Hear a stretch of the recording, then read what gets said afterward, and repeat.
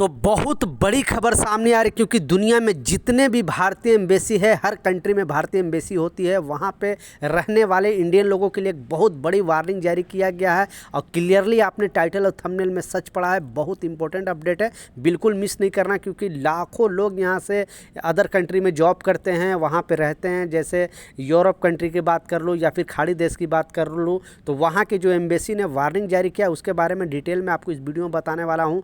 दूसरा जो अपडेट है, मुंबई एयरपोर्ट से एक बहुत बड़ी खबर सामने आ रही है, वो भी इसी वीडियो में बताने वाला हूँ। तीसरा जो है फ्लाइट से रिलेटेड अपडेट है। तो तीनों अपडेट के ऊपर आपसे बात करने वाला हूँ। 2-3 मिनट का वीडियो है, लास्ट तक जरूर देखना ताकि आपको पूरी जानकारी मिले।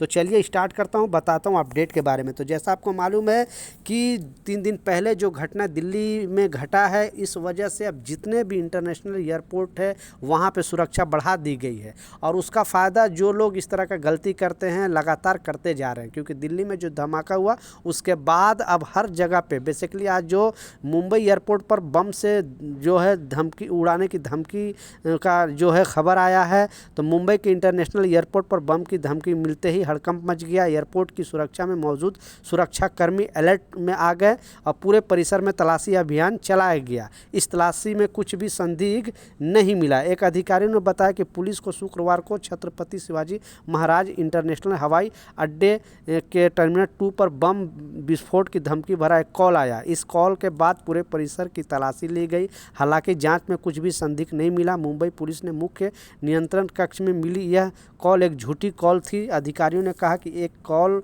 भी आई थी जिससे दावा किया गया था कि विस्फोट शाम 6 बजे बज के कुछ मिनट पर वहाँ से कोई एक व्यक्ति आएगा और उसको इस तरह का चीज़ मतलब बताया गया और बम से उड़ा दिया जाएगा, यानी अपने आप को बम से उड़ा देगा। एक अन्य अधिकारी ने बताया कि रेलवे पुलिस के नियंत्रण कक्ष को भी छत्रपति शिवाजी महाराज टर्मिनल पर विस्फोट की धमकी भरा एक कॉल आया था। हालांकि बम निरोधक दस्ता जो BDS और ग्रंस दस्त द्वारा गहन जांच के बाद इसे झूठी कॉल बताया गया।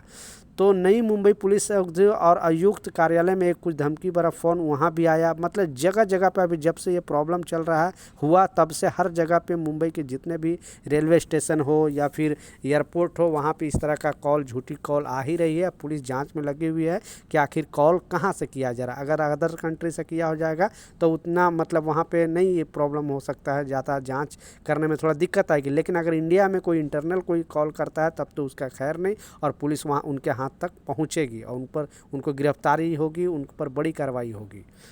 दूसरा जो सबसे इम्पोर्टेंट अपडेट है, बेसिकली फिर से लोगों को वार्न किया गया है। और जो भी जैसे लखनऊ एयरपोर्ट से अगर ट्रैवल कर रहे हो या बनारस एयरपोर्ट से ट्रैवल कर रहे हो, पटना से कर रहे हो, दिल्ली से कर रहे हो, क्योंकि इस टाइम वहाँ पे सारे जितने भी उत्तर भारतीय में फ़्लाइट है अभी भी डिले चल रहा है। फ़्लाइट डिले का कारण वही बताया जा रहा है। 2-3 दिन पहले तो वहाँ पर जो दिल्ली में एक प्रॉब्लम आया था, आपको मालूम है कि वहाँ पर जो सिग्नल देने वाला सिस्टम है वो पूरी तरह हैक कर लिया गया था। इस वजह से सही फ़ोटो वहाँ पर नहीं भेज पाए, यानी जो पायलट है उनके पास सही फ़ोटो नहीं जा पा रहा था।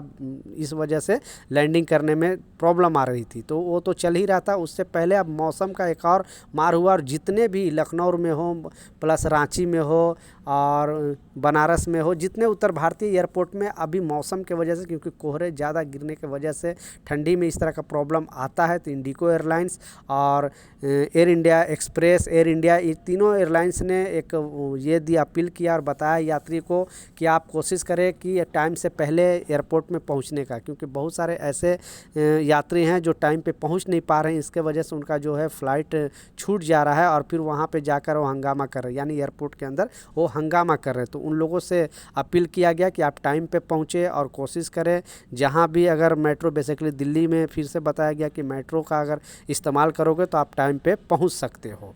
लास्ट जो सबसे इम्पोर्टेंट अपडेट है, आपने बिल्कुल टाइटल और थंबनेल में सच पढ़ा है। अगर आप दुनिया के किसी भी कंट्री में रह रहे हो, जैसे आप सऊदी हो, ओमान हो, कतर है, बहरीन है, दुबई है, आप कहीं पर भी हो, या फिर यूरोप के किसी कंट्री में काम कर रहे हो, क्योंकि लगभग 3 करोड़ से विदेश मंत्रालय के डेटा के हिसाब से बताया जाता है कि अभी फॉरेन कंट्री में जो भारतीयों की तादाद है, जो कामगार की तादाद है, पूरी दुनिया में लगभग 3 करोड़ से भी ज़्यादा कामगार रहते हैं। अकेले खाड़ी देश में ये 6 कंट्री जैसे Oman, Qatar, Saudi, Bahrain, Dubai, यहाँ पर ही लगभग 1 करोड़ से ज़्यादा है।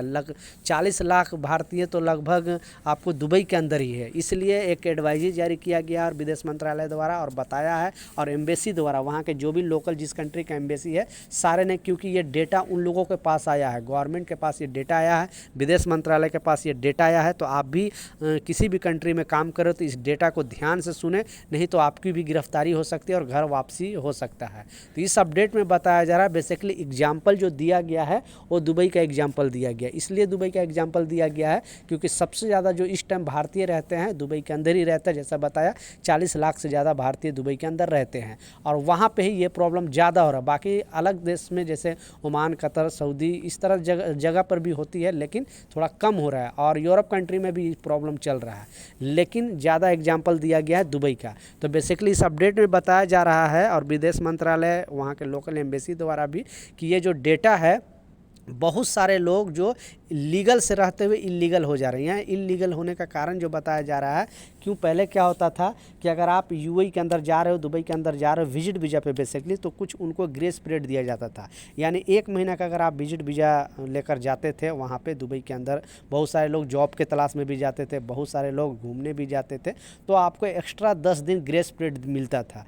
यानी 30 दिन का वीज़ा है तो आपको 40 दिन मिलता था। उस 10 दिन के अंदर आप या तो दूसरा वीज़ा रिन्यूअल भी कर सकते थे, विजिट वीज़ा, और नहीं तो आप अपने कंट्री वापस आ जाते थे।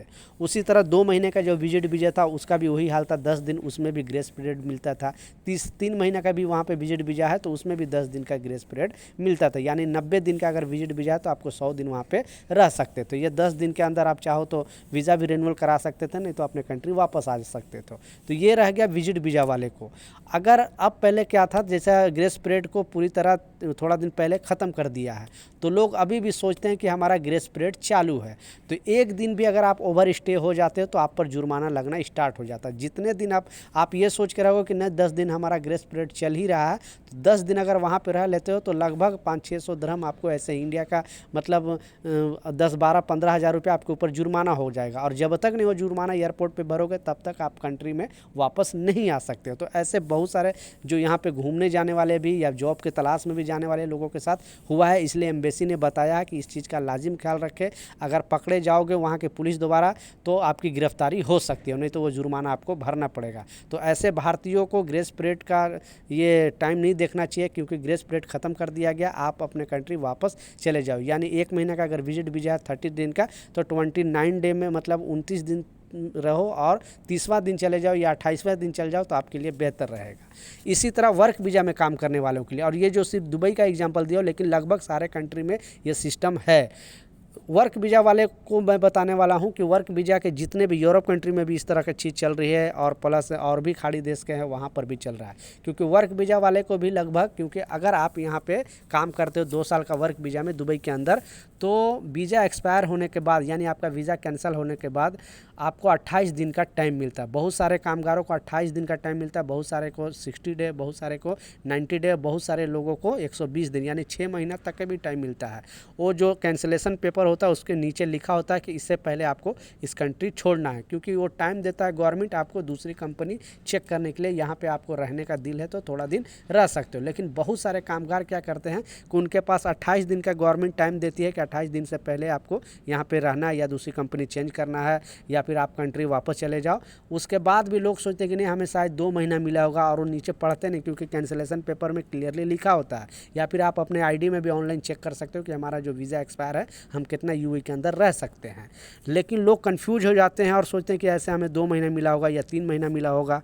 ये कन्फ्यूजन के चक्कर में बहुत सारे भारतीय जो लीगल से इलीगल हो जा रहे हैं, और आप अगर ओवर स्टे में पकड़े जाओगे तो वहाँ पे क्लियरली बताया कि पहले दिन ओवर स्टे का वहाँ का 100 दिरहम है, यानी इंडियन मनी 2200-2300 रुपये पहले दिन। उसके बाद डेली का 50 दिरहम यानी 1100 से 1200 रुपये डेली आपको जुर्माना आना स्टार्ट हो जाएगा।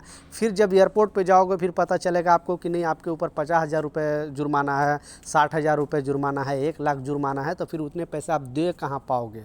इसलिए इस बात का लाजिम ख्याल रखना है। एम्बेसी ने क्लियरली बता दिया है कि आपका जो कैंसिल होने के बाद 28 डे या 60 डे जो भी टाइम मिलता है उस बीच में ही आप यहाँ से निकल जाए तो आपके लिए बेहतर होगा, नहीं तो ओवर स्टे में पकड़े जाओगे तो वहाँ से आपकी गिरफ्तारी भी हो सकती है और आपके ऊपर जो जुर्माना है वो लगेगा वो अलग ही है। इसलिए बहुत सारे कामगार हैं जो ये चीज़ समझ नहीं पाते हैं, क्योंकि क्लियरली जो कैंसिलेशन पेपर आप कंपनी से कैंसिलेशन पेपर मांगो उसके नीचे लिखा होता है कि आपको इस चीज़ को छोड़ना है। इसी तरह बहुत सारे देश में, ये दुबई का एग्जांपल दिया, आप दूसरी कंट्री में भी वीज़ा एक्सपायर होने के बाद भी लोग वहाँ पे रह जाते हैं। इस वजह से ना जुर्माना पे कर पाते हैं ना वापस घर जा पाते हैं। इसी तरह यूरोपियन कंट्री का, जैसे आप यूएस की बात कर लो, वहाँ पर भी लोग स्टूडेंट वीज़ा पे जाते थे और वीज़ा रिन्यूअल भी नहीं करते थे, या फिर वर्क वीज़ा भी 1 साल के लिए फिर दूसरा वो रिन्यूअल नहीं कर पाते थे।